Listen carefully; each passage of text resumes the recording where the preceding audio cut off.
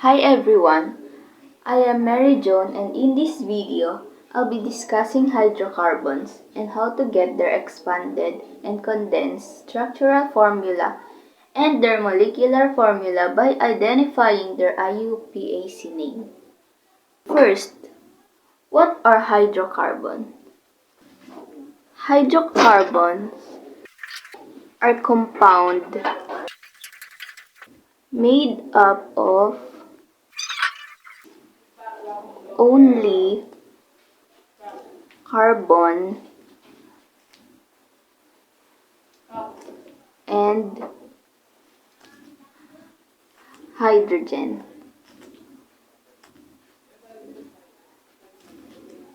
They are the simplest type of organic compound and are commonly found in fuels and other natural substances. There are three families of hydrocarbons, and they are classified based on the types of bonding between the carbon. First is alkane.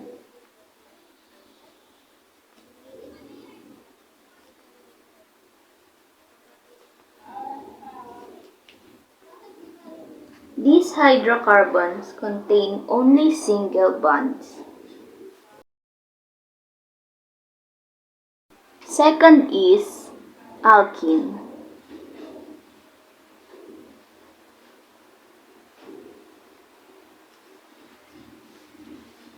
They contain at least one double bond.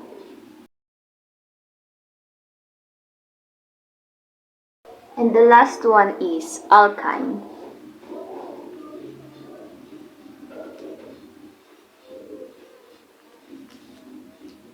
Which contain one triple bond or at least one triple bond. These bonds affect how we draw the structure and count the elements in the formula. Remember, in identifying the name of the hydrocarbon, we use prefixes to show how many carbon are present in the chain. Here are the examples.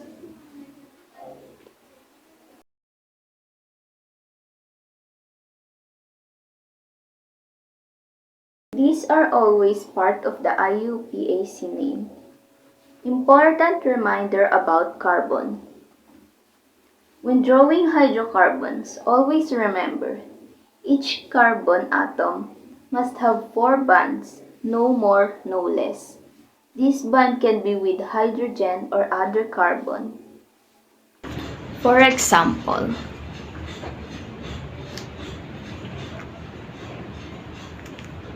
for hexene,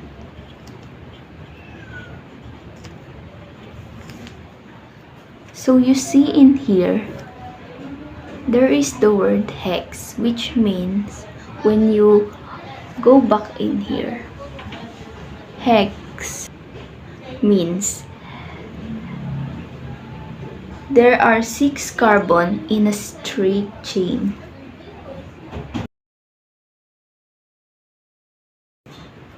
And this "in" comes from the suffix of the word alkene, which is one of the family of hydrocarbons. Alkene has double bond. So in here, we can see that there is double bond. So we must find kung saan siya ilalagay. So nakalagay dito 4. Before sa word na hexene, nakalagay is 4. 4 tells us the double bond starts between carbon 4 and 5. So let's add 1 bond. And what I told you earlier, carbon has 4 atoms. And what I told you earlier, each carbon atom must have 4 bonds. So to complete that bonds, we must add the remaining bonds. Lagi nating bibilangin yung mga bond sa isang carbon. Palaging dapat na 4 lang ang bond sa isang carbon. No more, no less. So let's count. In first carbon, 1, 2, 3, 4.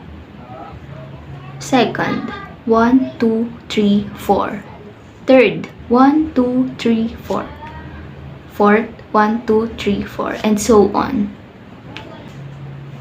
So sa mga bond na to, I said earlier, 'di ba, na sa hydrocarbon, binubuo sila ng carbon and hydrogen. So, sa mga bond na to, lalagyan natin sila ng hydrogen.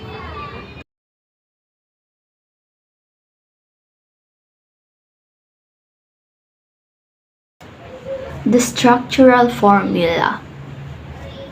So, in here is expanded structural formula.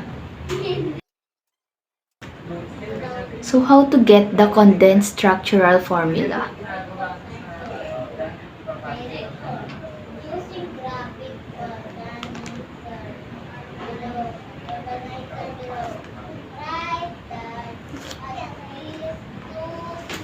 In this structural formula,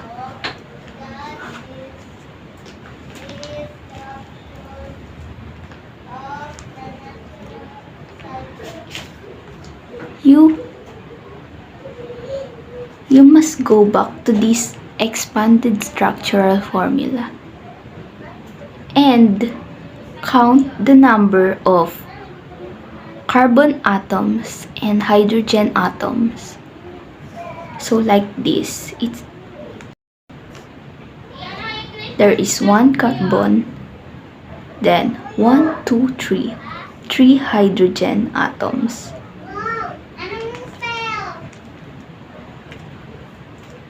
Then copy the bond.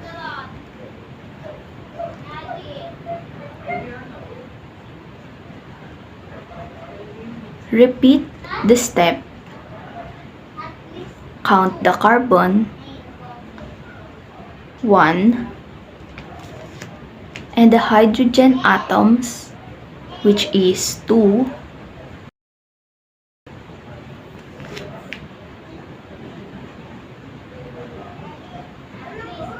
Then the third carbon, 1 carbon and hydrogen atoms, 2. Fourth carbon,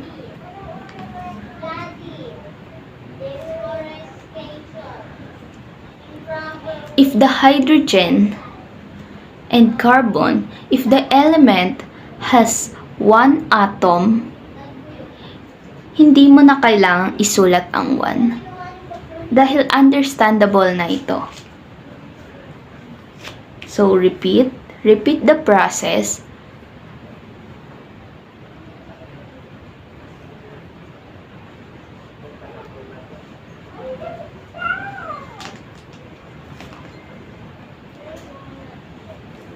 And we're done.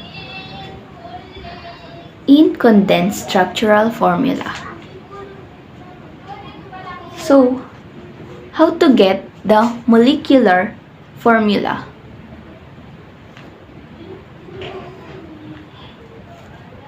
In solving the molecular structural formula, there is 2 ways on how.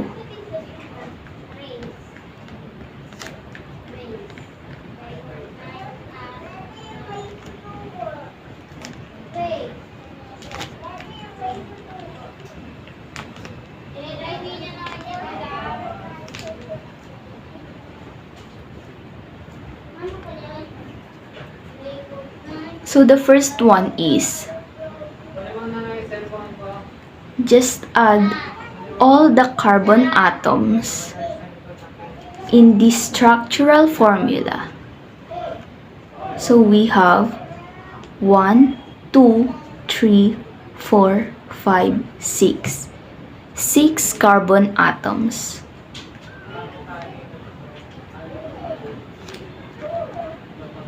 Then let's count the hydrogen atoms. 3 plus 2, 5 plus 2, 7 plus 1, 8 plus 1, 9, and lastly 3. So 9 plus 3 is 12.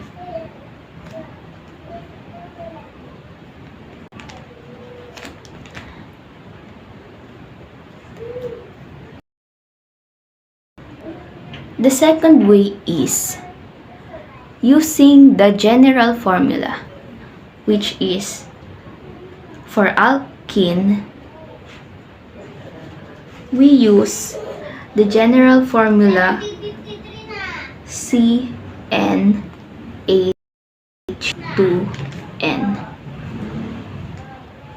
So it's like, so C is equal to 6, which is C6H2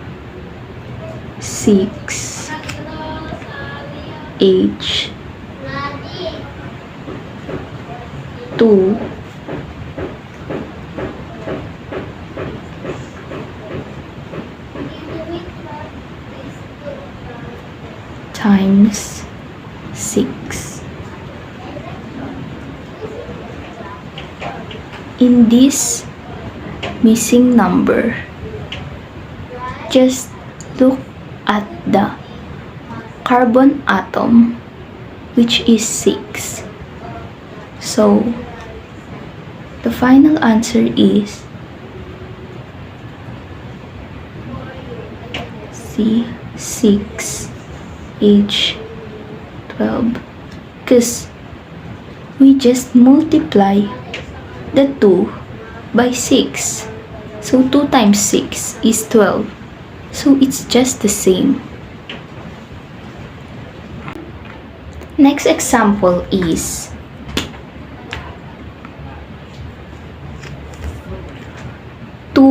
pentane.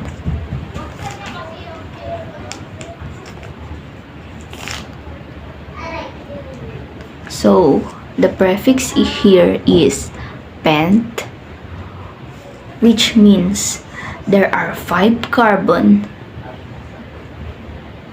in a straight chain. So like this.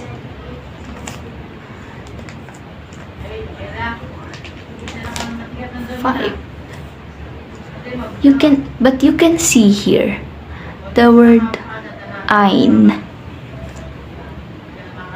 What's that mean? "Ein" is the suffix of the word alkyne, which is one of the family of hydrocarbon. It has triple bond.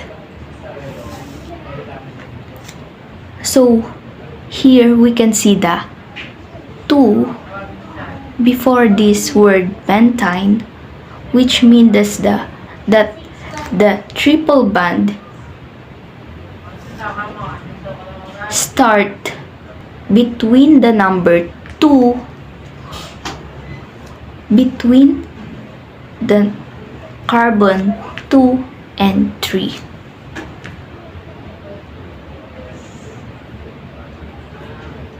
So like this.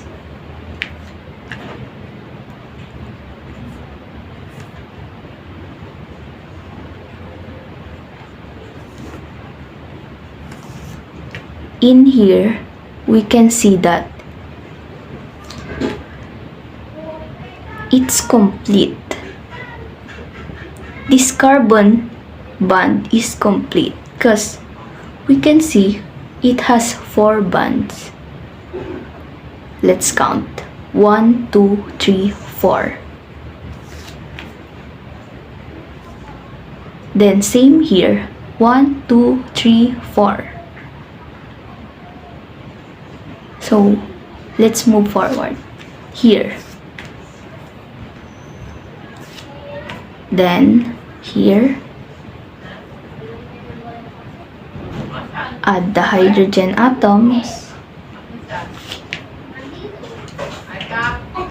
Then, we're done at the expanded structural formula.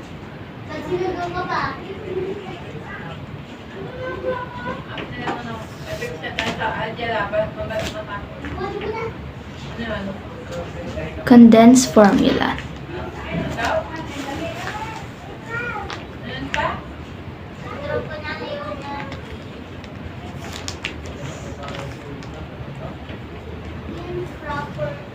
Let's count the carbon present, which is 1. Then the hydrogen atoms is 3. Then its bond here, which is 1. Then the second carbon, 1 carbon atom. Then we can see that there is no hydrogen atoms in here. So, wala tayong ilalagay na hydrogen atom. Then, copy the bond, which is triple bond. Then, the third carbon. Then, we can also see that there is no hydrogen atom. So, no hydrogen. Then the bond.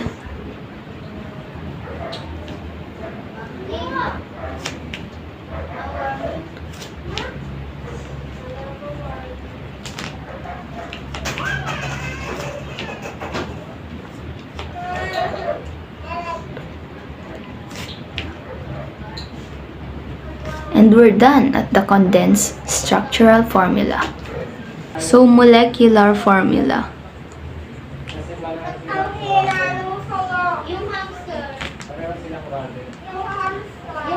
Like I said earlier, there are 2 ways in solving molecular formula. So, let's do the first.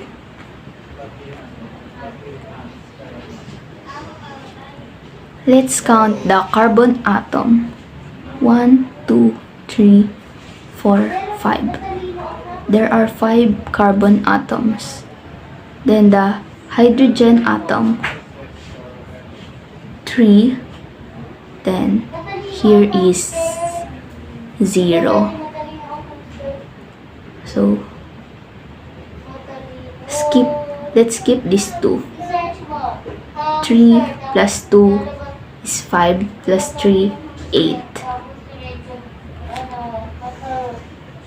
So the second way is in using their general formula. In pentine, in alkyne, the general formula is CnH2n minus 2. So, C is equal to 5. So, like this. C5H2n, which is the carbon atom 5.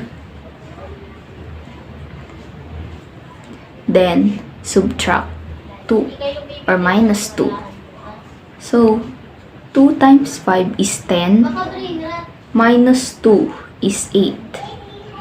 So, let's copy the carbon atom, which is C5, then the hydrogen atom, which is 10 minus 2 is 8. Like that. They are the same. Here is how we get the expanded structural formula, condensed structural formula, and molecular formula. So, it's just like that. So here's a quick review.